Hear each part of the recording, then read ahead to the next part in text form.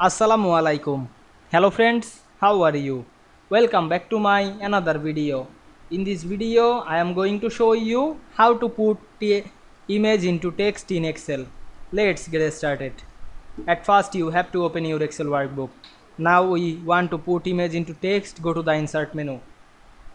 Then select the text box and draw a text box. Then write anything. Then select the text. Click and drag on our mouse and increase the font size. Now I am applying the bold effect and center and middle the text. Then select the text and go to the shape format menu. Now I am select the outline color and choose the black color. Then select the text fill and choose the picture. Then choose picture from our file. Now I am select picture from our file.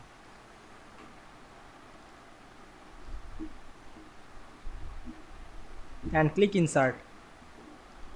Now we can see we put image into text easily. You can add the outline color and see better the text. I hope you enjoyed my video. Please like, comment, share and subscribe my channel.